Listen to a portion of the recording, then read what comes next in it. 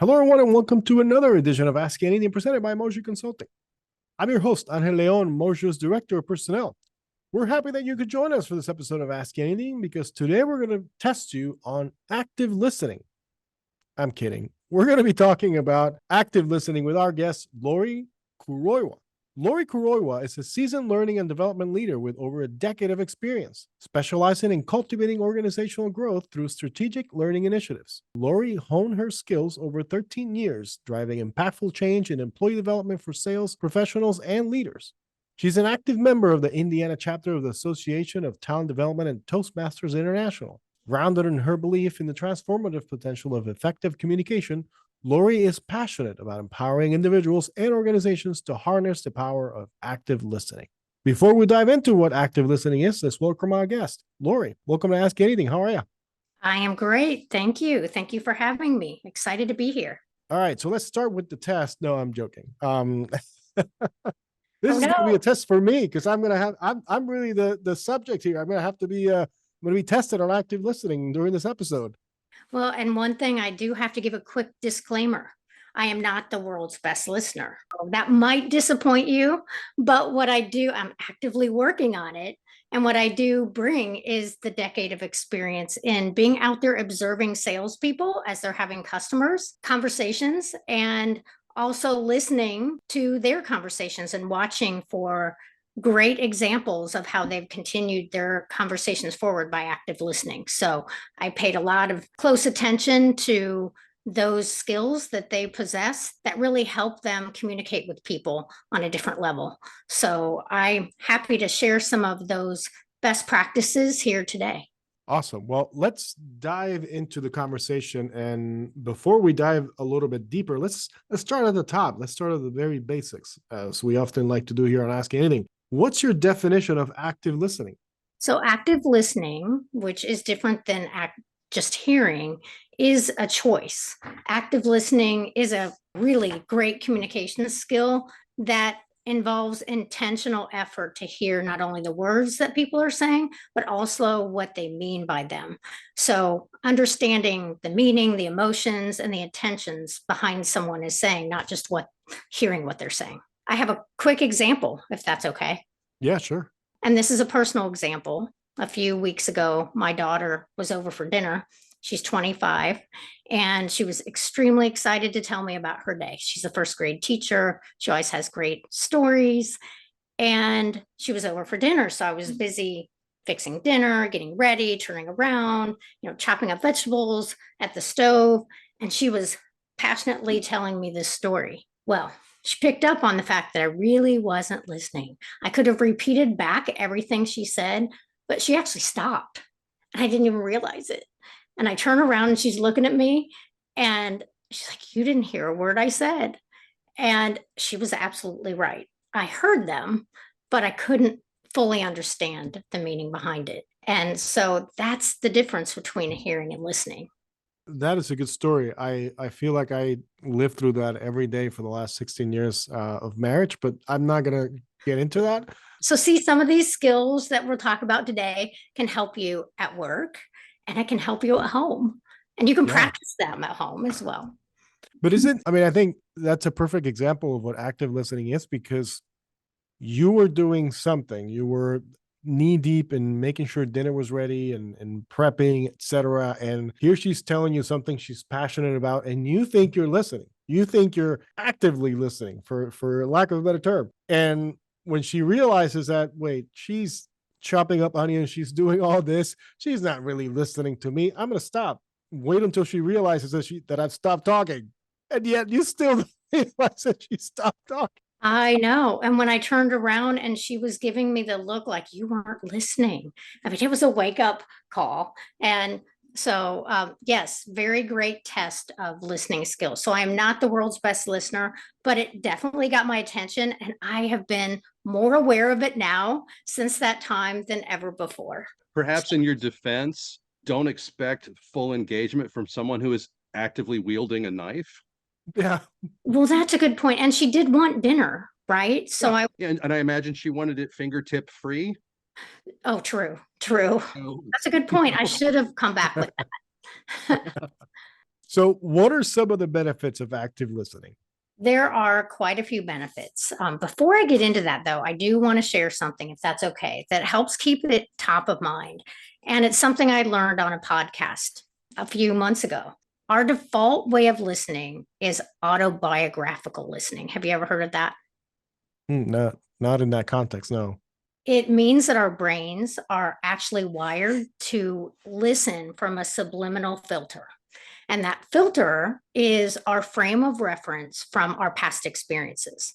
So when we listen to something, our brains are really busy in the background and we don't even know it. It's automatically thinking of and kind of interpreting what someone is saying from our own standpoint. So some of my filters might be I'm a mom. I'm live in Indiana. I am, I won't say how many years old, but I'm a different age set than someone else maybe who's telling me something. So there are a lot of different things that give us a frame of reference. And as we listen to people, we automatically, our brains are thinking of that and interpreting, can we relate to it? Can we not? Do we believe in it? And so while that is going on in our heads, that's helping us interpret. And so as we are listening to people speak, and our brain is working so hard to interpret that, it doesn't help us actively listen. So that's why it's really an intentional practice and something people have to work on. So some of the benefits when you realize that and you're aware of it is, if you can imagine, if you're automatically putting things through this filter, when you make a point of recognizing that and actively listening, your relationships are enhanced. So actively listening demonstrates that you value and respect what someone is saying enough to be intentful. It provides greater trustworthiness. So by engaging with others' perspective, you validate their experiences, which builds trust and credibility in your own interactions. There's improved clarity. So active listening reduces misinterpretations and also misunderstandings by ensuring that you grasp what they're saying.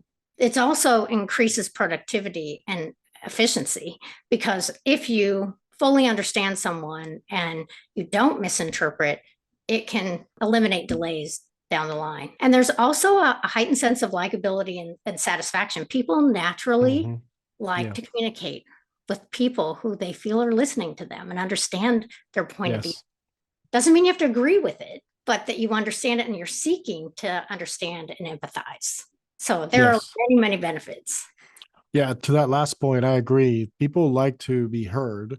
They like to be listened to. And even if you're not, I'm not sure the word I'm trying to say, but even if you're not agreeing, like you said, even if you don't necessarily think the same way, the fact that you're actually listening, it means a lot to the person that's communicating the message. So I think that's huge. But I want to go back to what you said at the beginning about active listening being really about how, with our biases, I don't know if bias is the right word, but with our own ways, because it makes sense. Because if you are talking, like you mentioned, you are from Indiana, you are a mom, etc. If I'm talking to you about something that does not relate to any of that, what are the chances of you actually tuning me out and not active listening to what I'm trying to say, versus if I'm talking about my kids and I'm a dad. So now we can relate on that mother father figure that, hey, I went through that too.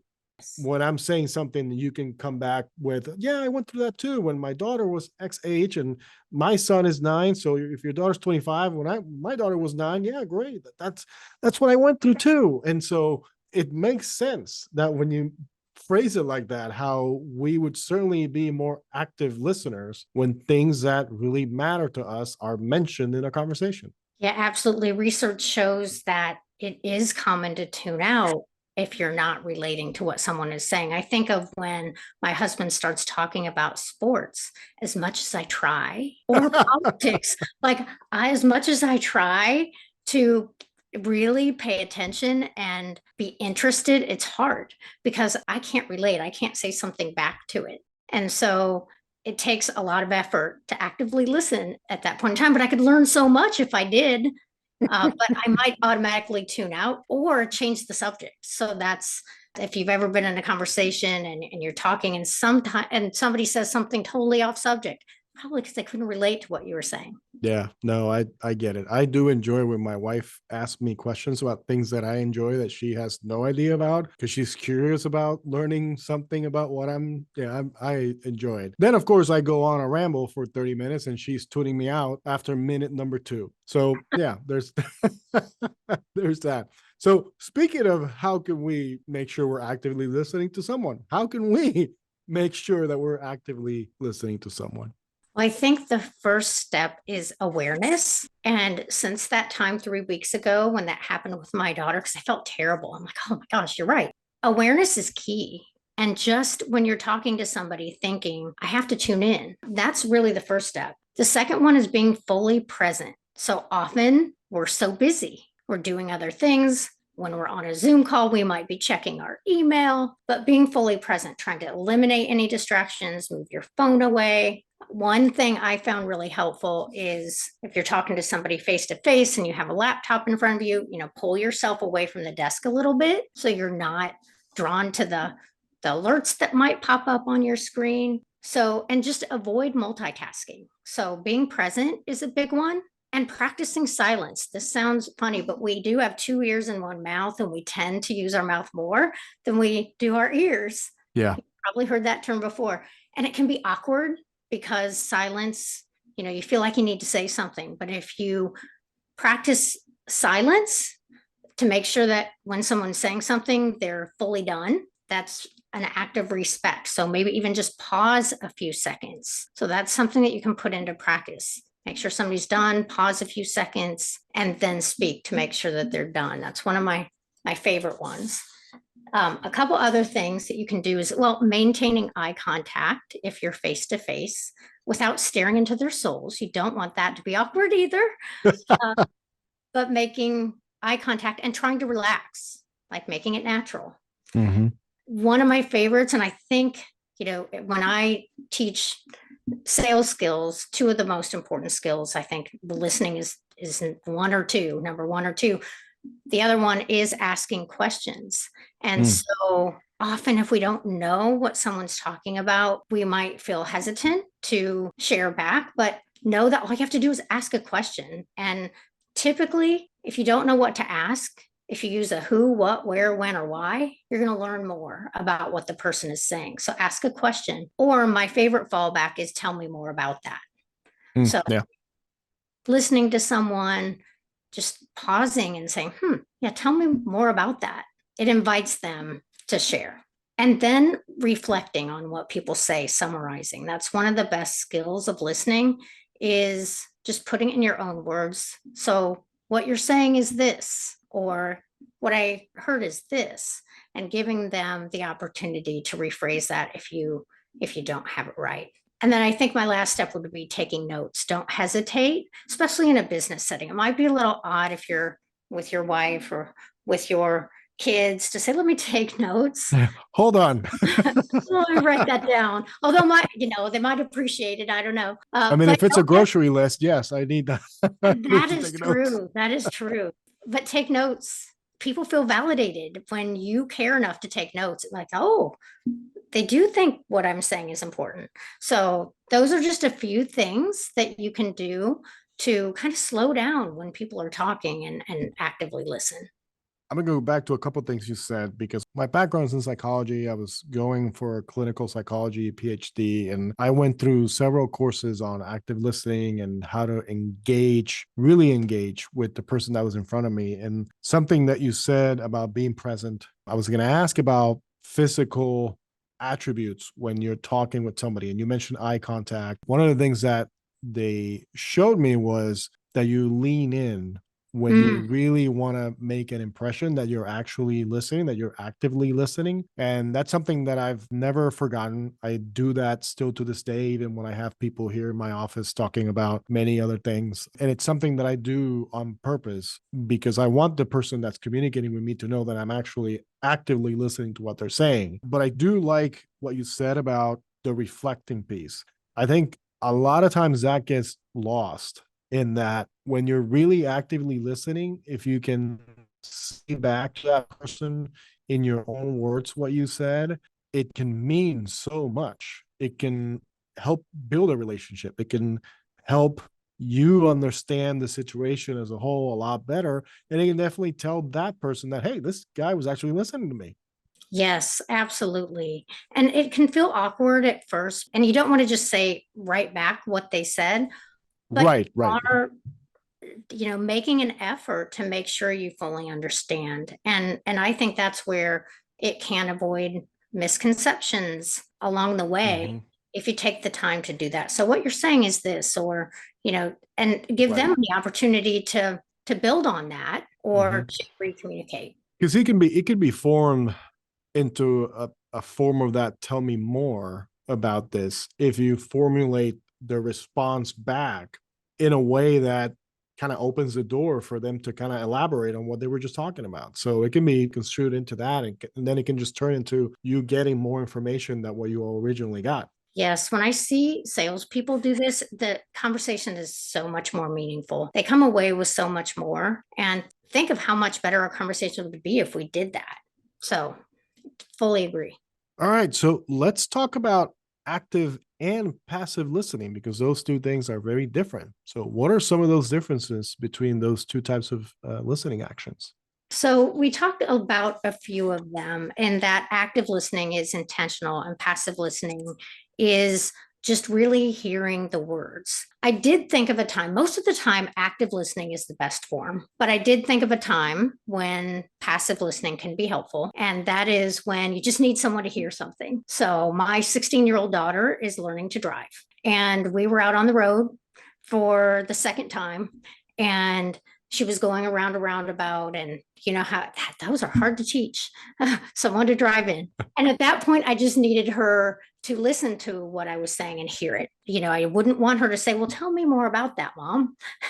Why should I slow down? Why should I speed up? So that is an example of passive listening, just hearing what someone is saying and paying attention. That's really the difference. The active listening is listening to understand, wanting to learn more, where the passive is hearing, essentially, which is something, if your ears are working, you do automatically. It takes little effort. Right, like the example with the cooking, and you were hearing, not necessarily actively hearing. Yes, I could have repeated back what she said, but it was with no thought. Yeah, yeah. So before we go, do you have any tips that we can acquire to have an immediate impact in our active listening? I would say the awareness, and really just, you can't become an active listener overnight if that's a skill that you need to work on. Mhm. Reflect a little bit, maybe think on a scale of 1 to 10, how good of a listener am I? So, and what gets in my way? So a little bit of reflection as to how you can improve that and what needs to happen. And then take baby steps. Maybe 1 week practice pausing, 1 week practice asking good questions, and see what works best for you, because it's going to be different for everyone. So if I could make a recommendation, that awareness is key, and then just paying attention to what you need to improve on and taking baby steps to get there. There's also a lot of resources out there. If you Google active listening, you'll come up with so many articles that can give you examples and steps and best practices to take. There's TED Talks, there are YouTube videos. It's a very widely resourced topic. So that's even something, if you want to learn more or you want to reinforce it, just doing some research on it can help as well. All right, those are good pieces of advice. Lori, it's been a pleasure to have you with us on Ask Anything. Thank you so much again for your time. Thank you, and thank you for listening. Yes, you're welcome. Thank you for listening in to this week's edition of Ask Anything presented by Motion Consulting. We hope you enjoyed listening to Lori Kuroiwa talking to us about active listening. Join us next time when we continue to dive deeper with our resident experts on what they're currently working on. Remember to send us your ideas or topics via social media feeds. In the meantime, please remember to give us a rating and subscribe to our feed wherever you get your podcasts. Until then, remember to be active listening. So long, everybody.